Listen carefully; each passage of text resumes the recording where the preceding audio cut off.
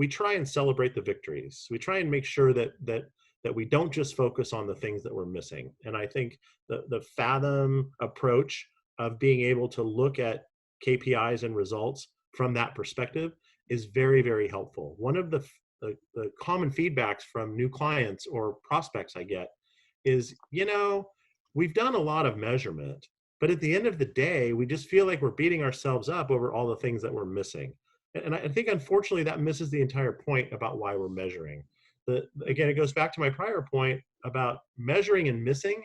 Sometimes is far more important than measuring and making, because it's really the dynamic things that are happening in the business that are the things we need to focus on. If everything operated the same way, then we really wouldn't need to review results anyway. We would just say, hey, we do this, that happens, and off we go. But that's truly not the case.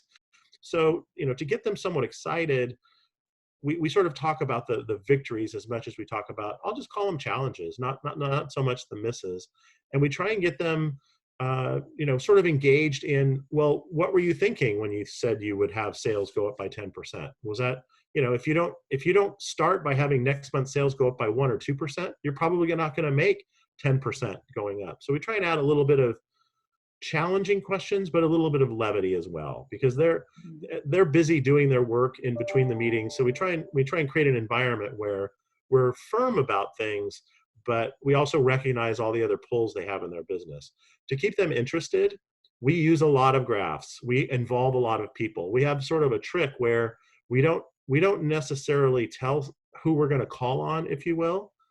So everyone has to stay a little bit more aware, because we might just jump out and say, hey, let's hear from Susan, our accounting manager, about what are some of the process issues that happened this month.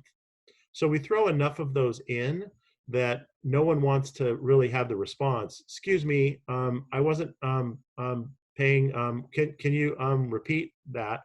They want to really be on point. And so that's how we keep people interested. But it's also about looking at graphs. Numbers are boring. Numbers they all look the same. Once we move to a graph and we move graphically through the screen and through the data points and talk about trends and move things around and compare and contrast, that keeps them interested. That keeps them there.